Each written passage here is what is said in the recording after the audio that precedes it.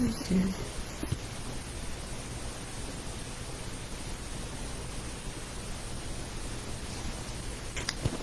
Trying to be live. Trying to be live. And there we are. Now we're live. Good evening, good evening, good evening, everyone. It is Lady Victoria with Victoria School of Etiquette, where we offer a solution to all of your etiquette dilemmas. I am your etiquette educator and your life coach. Broadcasting to you live this evening from the great windy city of Chicago. Hey, that's Chi-Town. That's what we like to call it. We are the best in the Midwest, and Victoria School of Etiquette welcomes you to our platform on this evening. I was on last night, and I told you that I would be on today sharing some tips about etiquette travel. So you all come on in. There's always something here for everyone to learn. Tag a neighbor, tag a friend, and you all come on in and sit with me for a few minutes on this evening as we address this topic. Traveling during the pandemic, what is it like? Is it any different than it was before the pandemic? Well, I can answer you truthfully that there are some things that are different, but there are some things that have changed. But while you all are, while I'm getting all of this together, you all come on, tag a neighbor, tag a friend, and you all come on in. And for those of you that are watching me live, thank you so very much. Others of you can catch the replay, and you can also catch it on YouTube. My YouTube channel by the same name. If you haven't gone over there and subscribed, please do so. And please like and share across your social media platforms. And don't be afraid to share your comments in the comments section while we are live. Travel. Have you had an opportunity to travel during the pandemic, or since things have now been lifted? A lot of cities, a lot of states are opening up now, and restaurants are opening up, and stores are opening up, retail businesses are opening up, and travel is pretty much being reinstated. I was due to travel in April during Easter, and my airline, Southwest Airlines, canceled my flight, and I was unable to go then, but I was able to travel this weekend. I like flying. There are some exciting things about flying that just gets me every single time. But tonight I want to address a few etiquette tips that most of you should already know, but maybe some of you don't know. Maybe some of you aren't aware. Or maybe you're the person on the receiving end of the person that's exhibiting poor manners while they travel. And that too can be a real issue and not something that you really want to have to deal with. But hey, you're in a cabin, so many feet up in the air, 10,000, 15,000 feet up in the air, whatever it is. And so you are at the mercy often of those that are sitting around you, and you are also at the mercy of the airline personnel while you are traveling. Now, let's start with them. The airline personnel, they are trained to be polite. They are trained to deal with arrogant people, people that are angry. They're on the flight for the wrong reason. They are going to take care of some business sometimes that they would rather not have to do, but they're there in the air on the plane. And so the airline personnel, they are trained to be polite. They are trained to be nice. And most of them are trained to do their job. And in my experience, in all the years that I've traveled, most of them do their job pretty well. So when you have a dilemma, or if the person sitting next to you is having a dilemma, don't blame it on them. They're just there to do their job. So, a few things so that I think most of you should already know. Let me grab my notebook because I don't want to miss any points on tonight. Okay, so I'll make it short and sweet. But most of you already know that when you are traveling, the airlines require, or they ask, that you come a minimum of 2 hours before your flight is scheduled to take off. So if you have a 10 a.m. flight, then you should be at the airport no later than 8 a.m. And I don't think it really matters what time you get there or what time of day that you are flying. There's always going to be someone that's out of pocket, whether you're flying early in the morning, whether you have that red eye, that 6 a.m. flight, or whether it's mid-morning and you have the 10 o'clock flight, early afternoon, you have the 1 o'clock flight, mid-afternoon, 3 o'clock, or the one that's after 5. Or even if you have the flight that's at the end of the day, the last flight of the day, which may be 9 or 10 o'clock, in some cases. And I think I've been in every one of those scenarios. And overall, you always have kind of the same collection of people. Most of the time, generally speaking, it is nice. But what do you do when you're traveling and someone else is just completely out of pocket? So here are a few things that I'd like to suggest to try and help you out.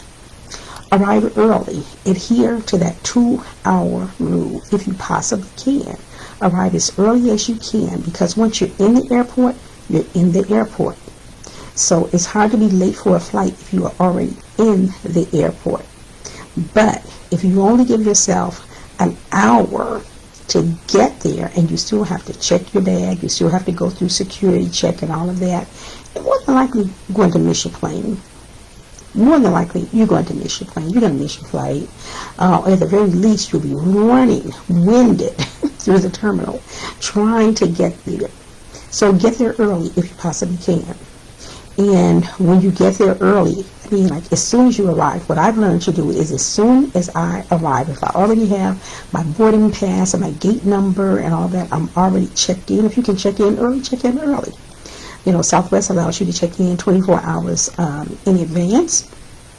If that's the deal with Southwest. Some of the other airlines that I don't frequent as much, I know that they do allow you to check in, and you can also use early bird check-in. You pay a little extra for that feature, but maybe it's worth it to you, so that you know that you don't miss your time and you end up being in C class boarding the plane instead of A class. And that does make a difference, especially on an airline where there are no pre-selected seats, such as it is on Southwest. There are no pre-selected seats.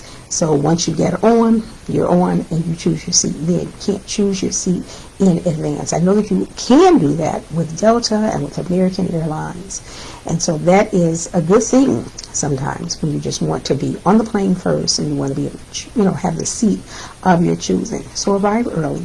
Check in early as your airline will allow you to. And if you have to check your bag, if you are checking a bag, make sure that your bag meets the weight requirement. Whatever the weight requirement is for your bag, which I think is somewhere around 50 pounds or so for you to have a checked bag. Don't go over it, because some airlines will charge you extra for the extra poundage. They will charge you extra. And I remember one time when I was flying back to Chicago from Texas, and my bag was packed to the hilt, y'all. It was packed tight. Ooh, I had a lot of stuff in that bag, and I almost didn't get on the flight because my bag was over the poundage rate, and I was flying on a buddy pass. My bag was overweight. I got to the airport in plenty of time, but they called the manager because the buddy pass that I was flying under, the airline that I was flying under, were very strict about how lenient they were if you were flying under the buddy pass system. And so, I mean, my bag barely made it, and I barely made my flight, because I'm telling you, they held me up and interrogated me for quite a little while. This wasn't security. This wasn't TSA. This was just the guy at the baggage check. Oh, Lordy. But I got through it. So don't overpack your bag. Make sure that it meets, that it's under the poundage, so you don't have an experience like that one. So that's not a good thing to do. And if you are carrying a carry-on with you, make sure that it is a bag that you can carry. Now, there is a weight and a size requirement for carry-on luggage. And so even if you meet the weight and the size requirement for that bag, don't pack it so heavy until when you get on the plane, you can't lift the bag up over your head to put it in the overhead bin. Because if it's a bag that's that size, it likely won't be able to fit underneath the seat in front of you at your feet. Most certainly not. But please don't have a bag that you can't lift, and then you're waiting for some nice stranger to be a good Samaritan and help you with your bag. Or you're asking one of the flight attendants if they can help you put your bag in the overhead bin where you are.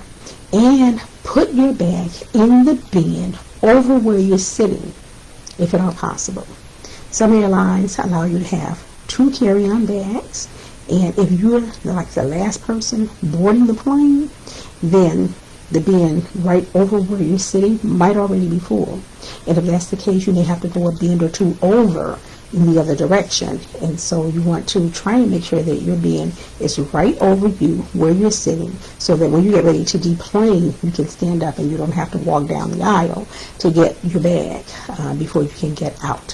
So you want to be able to get out of your seat and reach above over you immediately and grab your bag. Make sure that it is a bag that you can carry, that you can lift, and you're not dependent upon the help of the staff or some stranger or a person sitting in the seat next to you. Now, if you're running and you are traveling alone and a gentleman offers to be a gentleman, please allow him that privilege. Please allow him that privilege of helping you to store your bag overhead. Don't be all feminist. Oh, I got it. I'm okay. Thank you very much. No, allow him to be a gentleman and tuck your bag in for you. So, don't do that. While you're waiting in line to get on the plane, don't ask a person to hold your spot in the line while you run to the restroom. Because you know that you're going to have to get on. And you know that you have a liquid limitation. And you're sitting there sipping the whole time that you're waiting, that you're sitting there, whole 45 minutes, whole hour and a half, and you sit and you wait. I'm going to wait till the last minute to finish my drink, and then you have to go to the restroom, and then you're in A class, and they call you, but you need to run to the restroom right quick. Don't ask a person to hold your spot in line so that you can go TT. Take care of all of your personal business before it's time for you to get on the plane. Dispose of all of your food and garbage before you board the plane. Otherwise, you're having to wait for the flight attendant to come around where they're going to be handing out snacks, and then you're giving them all of your McDonald's garbage or all your, chicken in a box with Chick-fil-A or whatever it is that you have that is offensive to some people. And then, if you're eating food on the plane, whatever it is that you're eating, I don't know, burgers and fries and all of that, they won't tell you that you can't bring it on, but just be mindful. Arrive early enough. That's one of the reasons why you arrive early. Arrive early enough to have your lunch or your snack or whatever it is before you get on the plane. And whether it is your personal drink that you are bringing with you, whether it is your hot tea or your hot coffee that you're bringing, hot, iced, whatever it is, Slurpee, whatever it is that you are bringing on the plane with you, please be respectful while you're eating or drinking. No slurping through the straw. You're trying to get the very last bottom of whatever it is that you're drinking, and so you're slurping it through your straw, or you're holding it up over your face trying to get the last drop out of it. It's your hot coffee that you're carrying, and you can barely make it to your seat, and as you get there, you're trying to pull the tray down and all of that and get situated. No. Please take care of all those things before you board the plane. You don't want to spill hot coffee or tea on someone else, or even a nice drink. You don't want to spill anything on anyone else, or on yourself even, for that matter. So take care of those things before you board the plane. Once you get on the plane, you do realize you're not the only one flying. And even though now that the bans have been lifted and people are flying, the airlines are restricting, at least I know, again, with Southwest, that they are restricting the seating to only the window seat and the aisle seat. The seat in the middle, they're not allowing anyone to sit in those seats so that they can minimize the number of people that are on board. But I tell you, when I was flying this past weekend, my plane was pretty full going. I was a little bit, really? Is this many people going? These many people are going? But you are required to wear a mask. And I know in the airport, they require it. On the plane, they also require it. So make sure that you pack your face mask beforehand. Ladies, in the purse, not in the luggage, because it might be the luggage that you check. And even if it is a luggage that you are carrying on, I guess it depends on what the luggage is. You want to have easy access to it. And pack more than one. Pack more than one. Pack enough masks to accommodate your entire travel stay. So if you're going and you know that you're going to be gone for 5 days, you don't want to wear the same mask for 5 days. Even if they are reversible and washable and all of that. So pack more than one. Make sure that they're ready.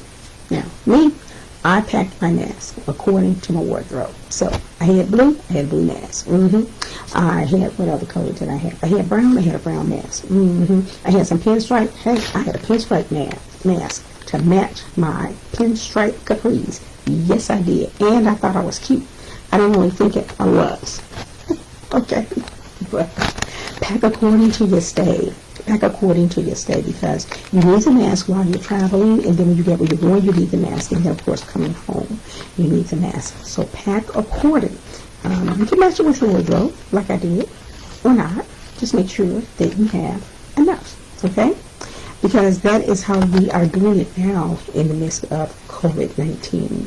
And so it's going to be around for a while, so you want to make sure that you are ready and that you are complete. So, arrive early, arrive on time. Make sure that you have all of your ID ready, your boarding pass and your ID, that you are ready when you get to the station, when you get to the front of the line for TSA and all of that. So you don't want to be fumbling for everything. Just make sure that you have it ready. Tuck it inside of a pocket, or if you're comfortable carrying it in your hand. Ladies, in our purses, you have an outside pocket. Stick it in there where you can immediately grab access to it and present it and move through the line. When you're done at the end of the line, you already know that you have to take off your shoes. You know you have to take off your belt. And sometimes you have to take off all jewelry and all of those things. If you want to avoid the pat down, then do that. I didn't have this necklace on, but I had another one. It wasn't chunky, but it just had a lot of stuff on it. And so because of my necklace and my earrings at that time, I had to be pat down when I got to the airport, when I got through that line. I don't like being pat down. So be mindful of that. If you don't want to be pat down or try to avoid the pat down, then minimize your jewelry, your watches and all of those things. Sure, you want to be, wear all of those things once you reach your destination, but if you really truly want to avoid it, you can go into the restroom when you're done. You can pack it into your carry-on bag or into your purse if need be, and you can go into the restroom and put all of those things on. But going through the line, you want to be able to get through the line as quickly as possible, and you don't want to have, 2 and 3 bins of stuff, and you got to stand there and put your shoes back on, and then you got to grab your laptop out of that bin and put it back in the bag, and then all of the other stuff that you had to take off, your belt and your earrings and your jacket, and that's in another bin. So try to minimize that. Try to minimize all of that activity so that by the time you get there, you can get through the line as quickly as your items come through the monitor, and when you get to the end, you can quickly remove all of your things, put your shoes back on, and go on and go to your gate. If you can wear shoes that you can just slip on and off, that makes life a lot easier instead of shoes that tie up. Well, you say, well, I'm getting off of the plane and I'm going directly to my meeting or what have you. It is completely your choice. It is absolutely completely your choice. Me, I like to get through that line as quickly as I possibly can, so I try to minimize it. Try to wear slip-on shoes, although I did not this time, but if you possibly can, minimize all of that. And again, the heavy jewelry and all of that, you want to keep that at a minimum as well, so you can get your things out of the bin and keep it moving, get to your gate. And then when you get to your gate and you're there, you're going to get something to eat, get it to eat, sit there, eat your food, dispose of all of your food and trash before you get on the plane. Okay, once you get in line, do not ask anyone to hold your space in line. They probably feel like, I don't know if I should hold your space or not. Am I going to look crazy, or am I going to look rude or mean if I say no? But then what if the line really goes quickly and they're holding your space? You're number 12, if you're number 13, they're holding your space, and before you can even get in the restroom and get in the stall, the line is moving. So you've lost your space. They're not going to wait for you. You're just going to have to get in line again and then go through. So take care of all of your personal business before it's time to board the plane. And again, when you get on the plane, there may be families traveling. It doesn't matter what time of day that you're going to be traveling. I found that in my experience, no matter what time of day, whether it's a red-eye flight, whether it is a midnight flight or middle of the day, early morning, mid-morning, there's somebody on the plane with children or a baby, a toddler. You know, so when the babies start crying, don't blame the children. Don't blame the babies. They're just babies. They might be crying because their ears might be plugged. You know, as we get into the plane and as the plane elevates, you know, your ears get stopped up, and so you can't help that. Neither can a baby, but they can't address it either. They can't address it. Say, Mom, my ears are popping. Or, Mom, my ears hurt because of the pressure as we go up. So don't blame the babies. The babies. They're reacting as babies do. Now, children that are overreacting or that are just being mean or rude or nasty or loud or whatever their situation is, you are within your right to ask the parent to please calm them down. It's a small space, and we're all going to the same place, and we're not going to get there any faster by your child doing all of this. But you are making everybody's trip more miserable by that child acting out. So you do have the right, in a polite way, to ask them if they can please control the child. Or if you don't feel comfortable addressing the parent, you can ask the flight attendant to do so. And if the child is really out of order, I've seen flight attendants ask the parents if they can try and calm them down a little bit. Or they will come and offer the child something to maybe have the child calm down a little bit. I'm going to tell you, sugar was not the answer. That's probably why they acted out already, because they had sugar before they got on the plane. And now they're on the plane, and that sugar has kicked in. So they're really out of order. So that can be uncomfortable, especially if you're on a long flight. If you're on a short flight, let's say if you're flying your destination, it's only an hour, hour and a half away, under 2 hours, you can find a way to kind of grin and bear it. But if they're kicking your seat, if they're throwing stuff over the seat, you know, they're sitting behind you and they're throwing stuff over and it's landing on you and your hair or what have you, you are completely within your right to respectfully ask the parent to please control their child. Okay? Alrighty there. Go to the bathroom while you're on the plane. This is why we go before you board. So hopefully, prayerfully, you won't have to go while you're on board. Now, we all have elimination every day, right? There's elimination 1 and there's elimination 2. Most of us, we don't like to take care of elimination 2 in the presence of other people. And when I say in the presence, I mean like on an airplane, small cabin, you know, with these many people on board. And most people feel just kind of shy about that. So if you find yourself in that predicament, excuse me, bring your spray. Bring your potpourri spray that absorbs odors. And when you go into the smaller cabin, that's the restroom, then you can spray that. Oh, excuse me, I'm so sorry. You can spray that odor neutralizer that would neutralize the odor. And even though when you come out of the restroom, the person, unless there's a person standing at the door waiting for you, or they're jumping up out of their seat, as soon as you come out to run in there, nobody's going to come back and point the finger at you and say, you poo-pooed the bathroom. And I had to endure all of that while you were in there. You should have been able to hold it. Nobody's doing that. The poo-poo police are not on the plane. But if you have to go, there's a way to make that, I guess, a little less embarrassing for you, if you want to call it that. So, bring your poo-poo spray, and you'll be okay. You still have to wash your hands on the plane. So, if you do have to go to the restroom, please remember to wash your hands with soap and water. If you can't, you have your own bottle of hand sanitizer that's already in your pocket or in your purse when you go into the restroom. Take care of your business and then come on back to your seat and sit comfortably. But I don't know why we all make like it's such a big deal that we have to go, because we all have to go. Don't blame the kids. Yes, the poo-poo thing. When you board the plane, you can send a direct message to the passengers sitting next to you, stranger usually sitting next to you. So if you are sitting next to Chatty Cathy and you don't want to chat, what do? Do you just be rude and ignore her? No, you don't have to be rude. But you can put your headphones in, or you can respond with short but courteous responses to all of her talk activity as a clue that you're chatty, I'm not, I want to go to sleep.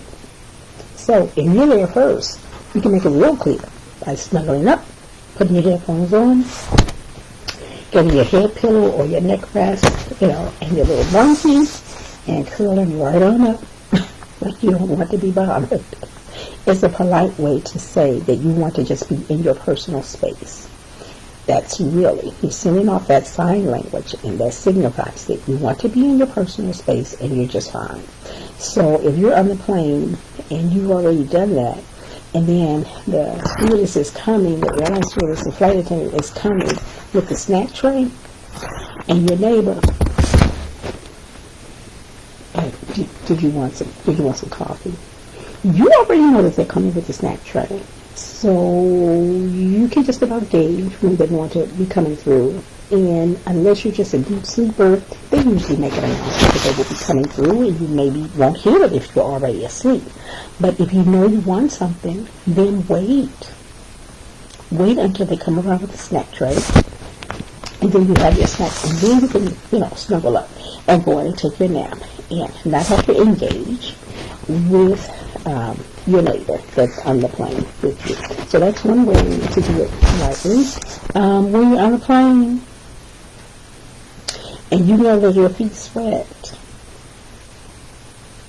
don't take off your shoes. Please do not take off your shoes when you know that the entire cabin is going to be affected when you take off your shoes. So, just wait. Just wait, or wear different shoes so that you aren't in that dilemma, and everybody around you, is quite uncomfortable because you brought something new and different to the plane, and nobody was expecting that. Wear your comfortable clothes when you travel. These are things that you already know. These are things that most of you already know these things, but I just wanted to share some of these tips. Wear your comfortable clothes when you're traveling. If you're going straight from the plane, to a meeting, to a conference or whatever, and you need to be dressed for that, sure, I understand that. But if you can possibly dress comfortably, it makes you sitting there for a couple of hours. You need to be unrestricted. So you don't want to feel like that you're sitting on the plane and you're just going to sit up straight the whole time, the whole 2 hours. You got to sit there, so try to comfortably. Maybe put on your shirt and carry your jacket.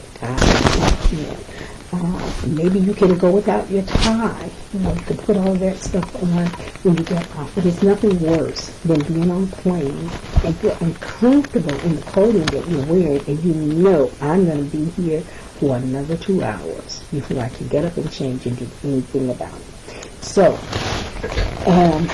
that's just another tip, and that's for ladies and men alike. It's for ladies and men alike. Dress comfortably. Also, when you're flying and you're going to be in a small space, be mindful of what cologne or perfume that you might wear, because you don't know who's traveling that might be allergic to certain perfumes, or they might be allergic to certain ingredients in your perfume. You don't know that. They don't know that either. So I say go really light. Go really light. I, as a woman, oftentimes feel like I'm not completely dressed if I don't have on my cologne. I don't know if I have it. I grab my water.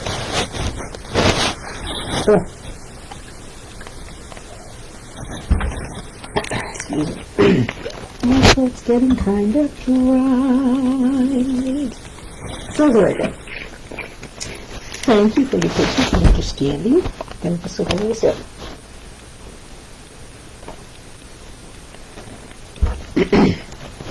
Yeah, that's better. So, there's nothing worse than being on the plane or being in a tight space and not being able to breathe because you perhaps are having an allergic reaction to to some cologne or some fragrance that someone, male or female, might be wearing. So I'm just saying, asking, as a courtesy, these are things maybe that we could think about when you're traveling.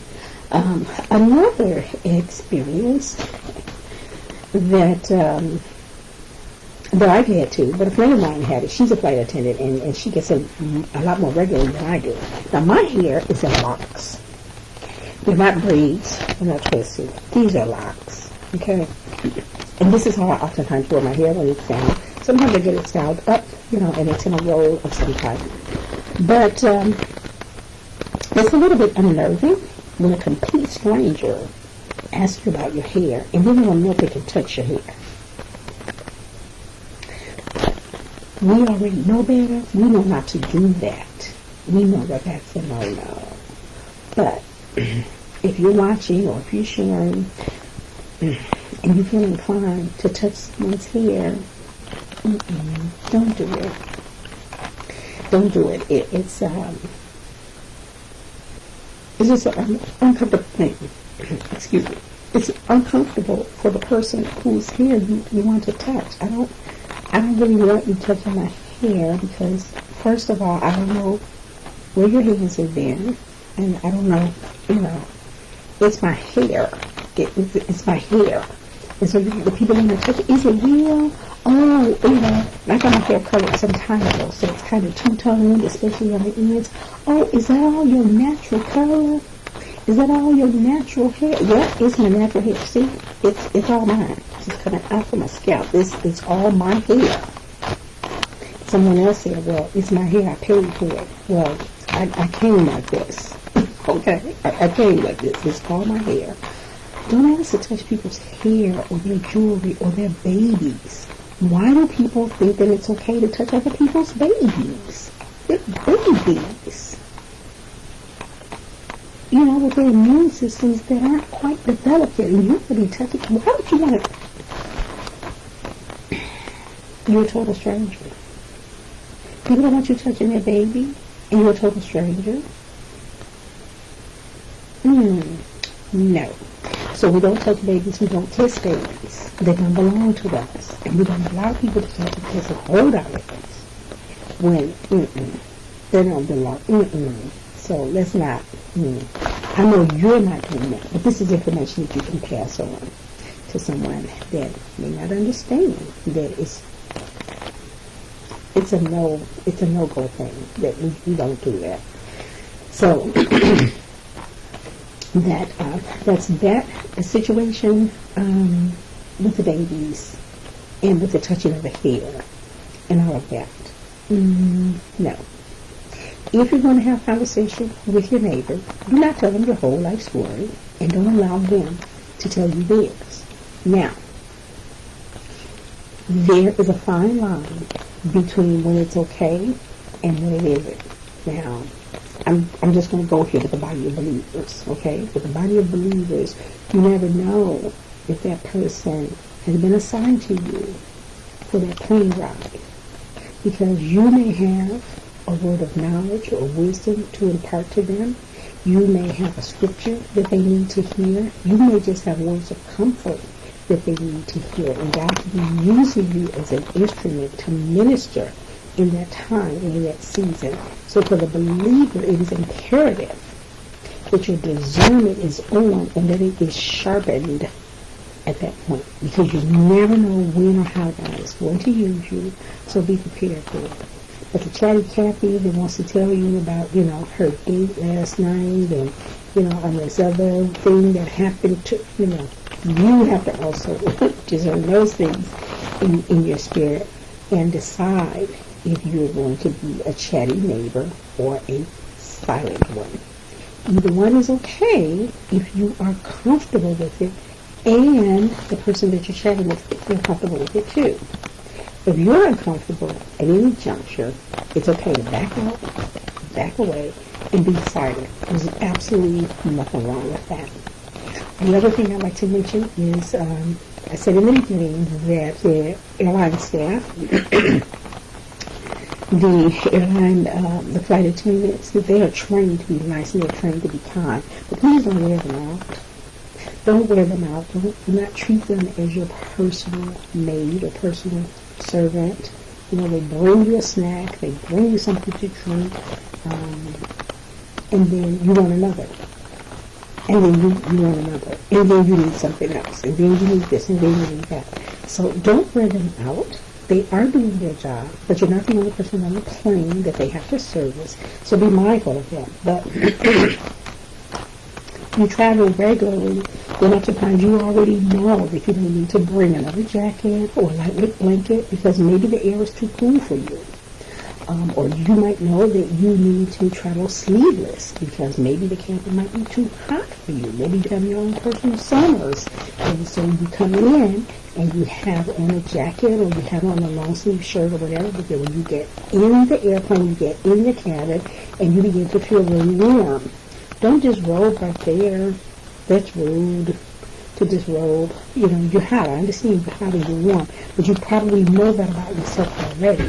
So you can prepare for that by taking off your long sleeve jacket or shirt. I mean, like you have on short sleeves underneath this, and then I want to take this whole top off. So I just start, you know, you put people on edge. Oh my God, you're taking off your clothes. So you can do that as soon as you get to your gate in anticipation. Because if you think that you're going to be warm, you probably will be. So take care of that too before you get on the plane. And if that's not possible, you can just excuse yourself to the restroom on the plane and take off what you need to take off and come back with just your tank top on or what have you. So that you're really comfortable for the duration of your flight. I think last thing, when you are deplaning, be polite to the staff that has served you, and for those that are right there at the gate, at the door of the plane as you go down the walkway. Just say thank you. It's just polite. Oftentimes a pilot will come out or a co-pilot will come out and stand there, and they're saying, you know, have a great day, thank you for flying, whatever your airline is. Thank you. You have a great day too. You know, you don't know them, but it doesn't hurt to be polite. And it's just nice to be nice, right? So those are just a couple of the things, a few of the things that I want to cover about airplane travel. It is pretty much the same, except that, like I said, that they are limiting the numbers. But as far as courtesies and politeness and those behaviors are concerned, it's still a requirement when traveling. I always say it is a requirement when traveling. Politeness and exhibiting good manners and protocols, it is as important as your luggage is. It is as important as you having your ID is, because you never know what sparks people. And oftentimes the best way to calm a person down is just by being polite, by being respectful. You know, if they are getting loud or they're belligerent about something that's going on, or maybe they just had a bad day before they got to the airport and they're taking it out on everyone else. You don't have to respond in kind. Silence oftentimes is quite golden. And if you can't go there, if you have to produce a response, let it be one of kindness, let it be one of respect, because you're also showing your character. So how do your manners play out when you're traveling? Is it the flight? Is the flight from hell? Or is it a pleasant experience for you? You're in more control than you think you are. So exercise good control, exercise great manners, and have yourself a good flight the next time that you travel. This is Lady Victoria with Victoria School of Etiquette. I am your etiquette educator and your worthy life coach. I hope you've enjoyed the broadcast. Again, please like, share, and follow. And for those of you that commented, I will respond after this is over. So until next time, signing off for now. We'll chat again. Bye for now.